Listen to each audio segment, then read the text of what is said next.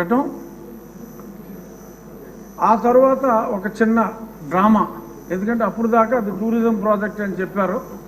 ఈలోపు ముఖ్యమంత్రి గారు అప్పటి ముఖ్యమంత్రి ఒక అనౌన్స్మెంట్ ఇచ్చి నేను విశాఖపట్నం వచ్చేస్తున్నాను అని చెప్పి ఆయన చెప్పడం జరిగింది. ఆ తర్వాత కొంతమంది ఆఫీసర్స్ని వైజాగ్లో నాకేమన్నా ఇల్లు దొరుకుతుందా చూడండి, స్టడీ చేయండి అని చెప్పి స్టడీ చేస్తే వాళ్ళకంట ఆ బీచ్ రోడ్లో వెళ్తూ ఉంటే అరే ఇక్కడ భలే ఇల్లు దొరికిందే, ఇది ముఖ్యమంత్రి గారికి బాగుంటుంది అని చెప్పి వాళ్ళకి తెలిస్తే వాళ్ళందరూ సూచించారంట.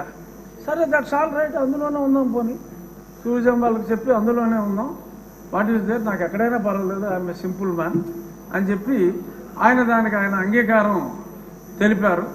ఆ తెలిపిన తర్వాత కూడా మళ్ళీ హైకోర్టులో ముందు నుంచి చెప్తున్నాం సార్, ఇప్పుడు ఇల్లు అఫీషియల్గా ఓకే చేశాడు, ఇప్పుడైనా సరే చర్యలు తీసుకోండి అంటే కోర్టు వారు అసలు మా రూల్స్ వైలేట్ చేస్తే ఏ క్షణంలోనైనా మేము ఆర్డర్స్ ఇస్తాము, డిస్మాంట్లింగ్ ఆర్డర్స్ ఇస్తాము, మీరేం వరీ కావక్కర్లేదన్నారు.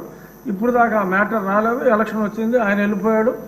సో ఇప్పుడు ఆ ప్రాపర్టీ, ఎందుకంటే ఆయన అంటే డిస్ట్రక్షన్తో మొదలుపెట్టారు నాకు తెలిసి